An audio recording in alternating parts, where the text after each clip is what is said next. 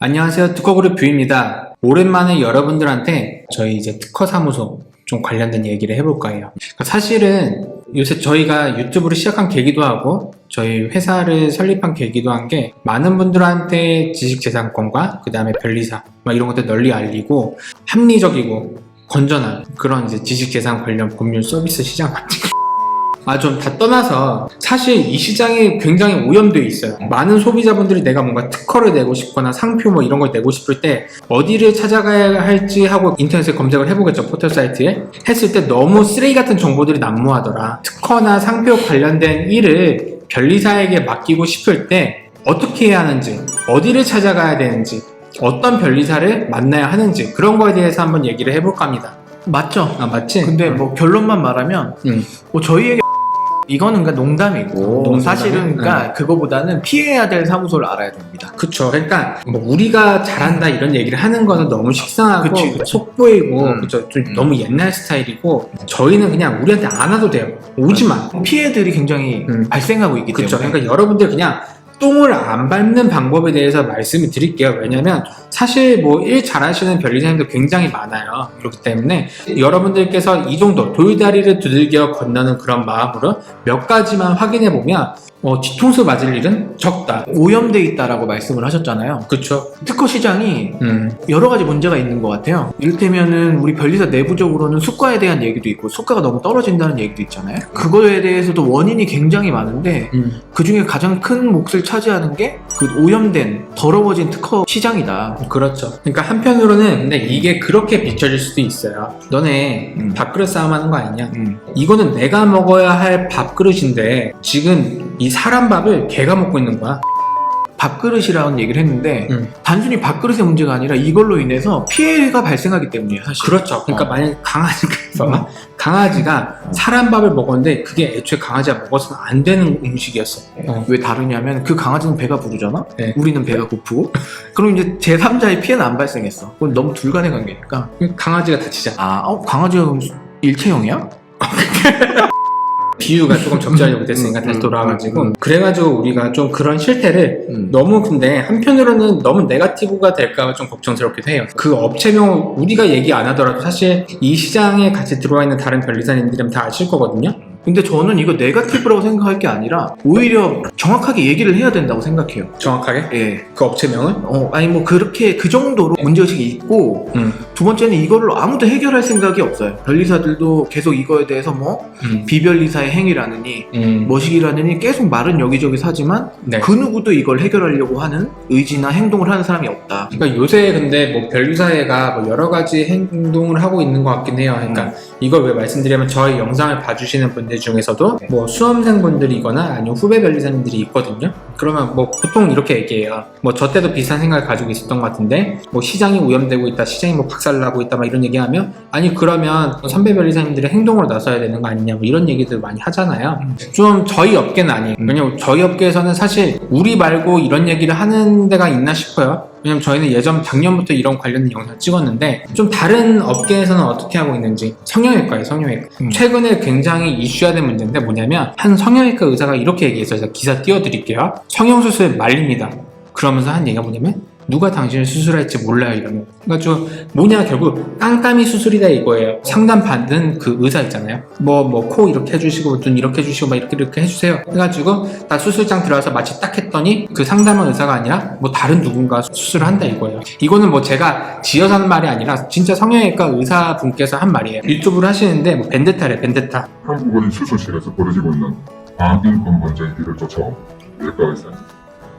지난 5년간 수술실 범죄의 비를 추적하면서 재난의 인표로 한국의 수술실은 국제사회의 감시와 제재 없이는 도저히 정상화시킬 수 없을 정도로 자선 능력을 상실한 무법 상황이기 때문에 국제사회로부터 조속히 격리시켜야 한다는 것입니다. 그 주체와 그 대상물, 객체를 바꾸면 이 변리업계도 동일하게 적용이 돼요. 근데 변리업계는 나아가 심지어 변리사가 상담조차 하지 않는 경우도 있어요. 분명히 비변리사의 행위임에도 불구하고 네. 규제가 안 되는 거예요, 완전히. 그쵸. 근데 그게 규제가 왜 안 될까 생각해봤는데 그거 일일이 규제하자면 자유로울 사람들이 많이 없는 것 같다는 생각이 좀 들었어요. 변리사에 의한 대리행위가 있지 않은 사무소들. 그러니까 우리 이 스텝이라는 그 분들이 있잖아요. 사실 어떻게 보면 이제는 원래는 이게 법적으로 그분들이 뭐 전문적인 그런 공인을 받은 그런 것 아님에도 불구하고 실제 특허 사무소에서 변리사와 거의 흡사한 업무를 하시는 분들이 계세요. 저희는 뭐 스텝 또는 명세사라고 하는데 그게 어떻게 어떤 식으로 변형이 되냐면 어느 순간 그분들이 실제로 특허 사무소를 운영을 해. 운영하는 방식이 되는 거죠. 실제로 거기에 변리사라는 분은 이름만 걸려 있는 거예요. 우리가 특허청에 그 변리사가 대리인으로 무조건 들어가야 돼요. 그냥 출원을 하거나 뭐 이럴 때 대리인 코드 넣어야 되는데 거기에 이제 변리사가 아닌 사람이 대리인 코드가 들어갈 수는 없어요. 그렇기 때문에 어쨌든 변리사를 안 친다 이거예요. 바지를 안 치고 실제 모든 운영과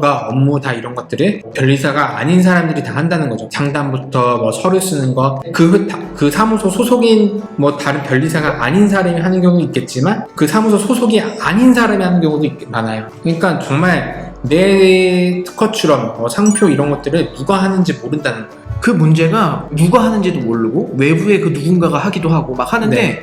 그 내용 자체가 너무나도 개판이에요. 진짜 충격적일 정도로 정말 쓰레기같이 쓰는 거예요. 도대체 이게 국어인지 뭔지도 모를 만한 언어로 막 써놓고 읽을 수도 없어요. 도대체 뭐가 구성인지도 모르고 문제의식을 또 가지는 것 중에 하나가 심사 문화가 이 권리범위의 광역을 통해서 계속 진보성 여부를 판단하려는 그 심사 경향이 있어요. 권리 범위가 넓을 때는 선행 문헌의 범위가 넓어질 뿐이지 진보성 자체가 적어지는 건 아니거든요. 분명히.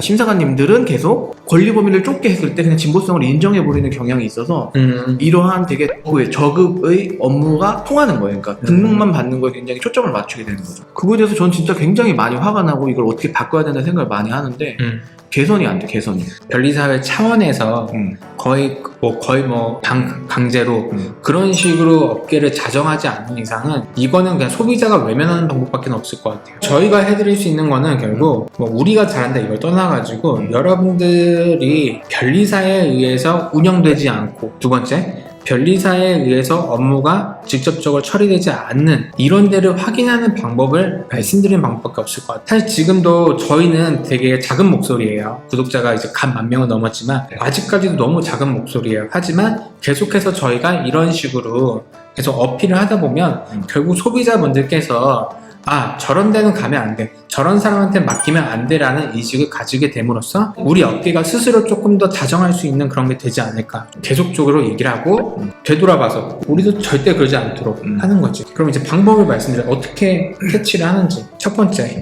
일단 홈페이지 들어가 보면 그건 것 같아요. 일단은 구성원에 대한 정보가 없는 경우가 많아요. 그리고 일률적인 스타일이 있어요. 여기 막 사람이 이렇게 하고 있으면서 칸들이 빵빵빵빵 나와 있고 전화번호들이 막 여기에 어떤 변리사가 뭘 하는지 그런 걸 좀 확인하기 어려운 경우가 있고 이게 일단 첫 번째예요. 그러니까 이거는 여러분들이 뭐 큰 품을 들이지 않고 확인할 수 있는 방법이죠. 홈페이지 들어갔는데 구성원에 대한 정보가 전혀 없다더라. 막 연간 뭐 특허 막 1000건 한다. 근데 구성원이 없다?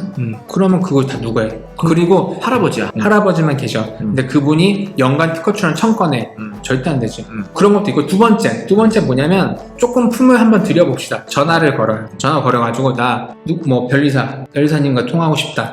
보통 상담하고 싶다. 맞아. 상담하고 싶다. 변리사가 나온다라고 한다면 일단은 오케이. 아마 안 나오는 경우가 꽤 많을걸요? 실장이라거나 무슨 이사라거나 뭐 사무장 부장 이런 단어입니다. 다 꺼져 진짜.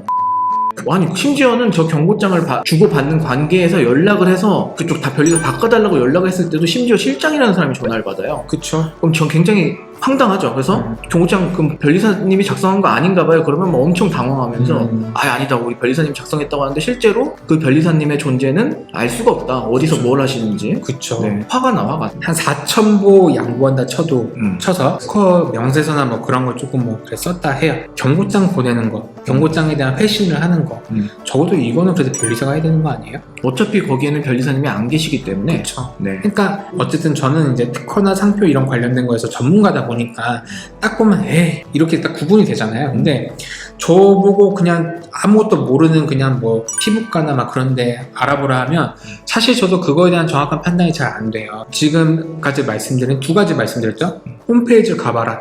구성원에 대한 정보. 실제 상표보다는 아마 특허나 이런 실용신한 디자인을 할 때 좀 얘기를 커뮤니케이션을 하면서 업무를 진행해야 되는 경우가 많아요. 그럴 경우에는 이제 100% 실무자와 상담이 필요할 텐데 그때 변리사가 업무를 해주는지 한번 몇 번이고 한번 계속 확인을 해보세요. 실제 실무를 하시는 분이랑 우선은 연락을 해야 되고 네네. 근데 이거는 믿고 하면 되는 게 전화했는데 이사, 실장 이런 사람이랑 통화를 했다. 그러면 그냥 걸으면 됩니다. 실제 저도 제가 거의 한 70명, 80명 규모 되는 그 사무소에 있었잖아요. 네. 근데 그 사무소에서는 뭐 이사, 실장 이런 분들 없어요. 없죠. 없어. 네. 정상적인 형태의 특허 사무소나 특허 법인에는 이사, 실장, 사무장 이런, 뭐. 그런 사람이 존재하지도 않을 뿐더러 절대 그런 사람이 고객과 상담도 하지 않습니다. 그런 사람이 고객과 상담하고 있으면 거기는 굉장히 변태적이고 굉장히 비정상적인 사무소입니다. 거기다 업무를 맡기시면 쓰레기 특허가 양산이 된다. 이렇게 생각을 하시면 됩니다. 그렇죠. 네. 그럼 자, 지금까지 두 가지를 말씀드렸어요. 이 두 개로는 뭐 거의 걸린다. 사실 이 두 개에서 좀 걸리지 않은 데들은 그래도 뭐 어느 정도는 좀 잘 처리가 되지 않을까? 네. 그 다음부터는 결국 이제 여러분들의 감을 믿으시면 돼요. 봤는데 관상이라든가 말투라던가 뭐 그런 것들, 말투. 그런 뭐라죠? 비즈니스 메일, 문구 뭐 이런 것들 보고 이제 판단을 하시면 될 것 같아요. 근데 거기서 제일 중요한 게 있는 것 같아요. 어떤 근데 이런 일이 발생하는 이유가 보통 오시는 분이 제가 특허는 처음이에요. 이 말로 시작을 하세요. 그러면서 저는 정말 잘 몰라서 처음이라서 이런 말씀을 하시면서 진짜 모르시거든요. 그러면서 이제 그 청구 범인이 특허 명세서가 어떻게 기재가 되는지 이게 정말 쓰레기 같은 문서가 나왔어도 거기에 대해서 전혀 인식을 못 하시는 거죠. 그러니까 사실 이게 또 힘들어요. 뭐냐면 우리가 병원에 간다. 내가 보톡스를 맞으러 병원에 가요. 그 보톡스를 뭐 대부분 의사분이 놔주시겠지만 다른 분이 놓더라도 정상적으로 놨다면 효과가 나올 거예요. 네. 그러니까 우리가 뭔가 시술이나 뭐 다른 서비스를 받았을 때 품질에 대해서 객관적으로 평가를 할 수 있는 그런 게 제대로 되어 있다면 내가 알 수 있어요. 그런데 이 특허는 사실 좀 어려워요. 공부를 좀 처음에 하지 않으면 잘 모르잖아요. 잘 모르고 저희가 처음에 실제 처음이라고 해가지고 상담 받으러 오신 분한테 이렇게 자세하게 뭐 한 30분, 1시간 더 설명드려도 뒤돌아서 하면 까먹어요. 뭐 특허나 뭐 그런 것들을 진행하실 때 물론 저희가 상세하게 좀 설명을 드리겠지만 스스로도 어느 정도 기본적인 내용에 대해서는 알고 계시는 게 좋을 것 같다. 그럼 내가 그래 오케이 좋다 이거야. 그럼 너네가 말한 대로 내가 좀 기본적인 이 소양을 기르려고 네이버에 검색해 봤더니 죄다 뜨는 게 그런 업체들이다. 그럼 나는 정보를 어디서 얻느냐? 우리 영상 보라고? 저희 특히 근데 특허가 네. 어렵다고 생각할 수 있는데 제일 기본적인 게 구성요소 완비의 법칙 이것만 이해해도 반은 먹고 들어가잖아요 특허가. 근데 구성요소 완비 범칙도 좀 어렵나? 그건 그냥 우리끼리 그냥 약간 이론적으로 하는 얘기고 그게 이제 어떻게 반영되어 있냐면 여러분들 결국 이제 특허 청구 범위를 보시면 되는 거잖아요. 네. 내가 원하는 내용이 거기에 온전히 반영이 됐는지 온전히 반영됐는지에 되게 맹점이 있잖아요. 근데 작성하는 입장에서는 그러니까 일부러 삭제하고 오히려 생략해서 쓰는데 안 들어가 있다 자꾸 이 얘기가 이렇게 착각을 하는 거잖아요. 그치. 근데 이거는 또 다른 얘기 같다. 이건 품질을 보는 방법 아니에요? 품질이 중요하잖아. 그치. 품질 중요하지. 근데 이게 진짜 힘드네. 품질 보는 거. 그래서 구성요소 완비 법칙을 기본적으로 이해를 해야 이게 잘 써졌나 안 써졌나 알 수 있어요. 그럼 어쨌든 여러분들 기본적인 소양을 그냥 조금 정말 최소한으로는 알 필요가 있는데 그 네이버에 쳐보면 너무 약간 쓰레기 정보들이 많잖아요. 그러니까 나중에 저희가 후속적으로 관련된 영상을 또 하나 찍어가지고 변리사가 해오는 그 업무의 품질을 평가하는 방법 어떻게 하면 잘 써진 청구항인가 뭐 이런 것도 괜찮죠. 한번 좀 따로 왜냐면 그거 얘기하자면 또 얘기가 한 3-40분 얘기해야 될 수 있으니까 따로 좀 컨텐츠를 빼도록 할게요. 그럼 총 3가지를 말씀드린 것 같아요. 네. 홈페이지를 봐라. 누가 있는지 봐라. 그러니까 홈페이지에 누가 있는지 봐라. 전화했을 때 내가 원하는 변리사가 있는지를 확인해라. 그 사람과 컨택을 할 수 있는지를 확인하라 이거예요. 더 또 좀 더 쉽게 하면은 이사 실장, 부장 이런 사람이랑 통화하면 걸르면 된다. 그럼 이제 그런 사람이 받을 수 있지. 근데 어느 사무소든 간에 그 사람이 상담을 한다. 근데 내가 변리사 바꿔달라는데 뭐 변리사님 바쁘니까 통화 안 된다 나랑 해라. 그런 경우도 걸러라. 상담하는데 이상한 직함을 가진 사람이 받으면 걸리시면 됩니다. 무조건 피해를 봅니다. 이거는. 자, 3번째. 스스로 공부를 하고 특허에 대해서 좀 이해를 하실 필요는 있다. 여러분들 선행학습을 통해서 그렇게 될 수도 있고 아니면 나중에 좀 후행학습으로 네. 그걸 작성한 변리사와 같이 조금 커뮤니케이션을 하면서 그래서 그러니까 저희가 좀 스스로 이렇게 음. 그러니까 공부할 수 있고 좀 이해하실 수 있게 관련된 콘텐츠들도 이제 좀 만들어보고 그래서 뭐 저희가 조회수가 안 나오더라도 좀 그런 영상을 많이 찍어서 올리면 언젠가는 여러분들 보시지 않을까. 그걸 보시고 도움을 얻으시고 저희한테 의뢰해 주시는 분들이 정말 많았어요. 좀 재미있는 것도 뭐 따로 만들고 좀 유익한 것도 한번 같이 준비해 보도록 하겠습니다. 이걸 보신 그 이사님, 실장님, 부장님이 기분이 안 좋아. 어떻게 하면 되죠? 그러면 일단 맞다니까. 네, 저희한테 연락해서 저희의 말한 것 중에 잘못된 게 무엇이 있는지 하나라도 말씀해 주시면 저희가 공개적으로 사과 영상을 올리죠. 정말 기분이 안 좋을 수도 있죠. 왜냐면 어쨌든 뭐 저희도 조금 이렇게 네거티브하게 얘기한 건 있으니까 네. 어떡해요. 소비자의 피해를 막아야죠. 그렇죠. 저희는 일단 소비자 편에서 말씀드린 거고 네. 뭐 길에서 마주치지는 않았으면 좋겠습니다. 전화로도 좀 안 받았으면 좋겠는데 좀. 그거네. 저희한테 뭐 경고장을 받은 분들은 네. 앞으로 좀 변리사가 있는 회사를 선택하셔라 뭐 이렇게 해야 되나? 이거는 네. 진짜 언젠가는 해결이 돼야 되지 않을까. 변리사회가 못하면 저희라도 해야죠. 그래서 오늘 좀 주제가 가벼운 건 아니에요. 좀 여러분들이 꼭 알고 넘어가셨으면 좋겠는 그런 내용이어가지고 한번 준비를 해봤습니다. 해가지고 여러분들께서 만약에 나중에 뭐 실용신앙, 디자인, 상표 같은 거 출원하실 때 저희가 말씀드린 딱 이 세 가지 기억하셔가지고 사건을 맡기시면 아마 여러분들이 돈만 날리고 실제 완전 저급의 서비스를 받을 만한 가능성은 제로에 수렴되지 않을까 생각이 됩니다. 지금까지 봐주셔서 감사하고요. 다음에는 아까 저희가 말씀드렸죠? 이런 변리사가 제공하는 업무의 품질을 평가하는 방법에 대한 영상도 한번 기깔나게 준비해 보도록 하겠습니다. 지금까지 시청해 주셔서 감사합니다. 감사합니다.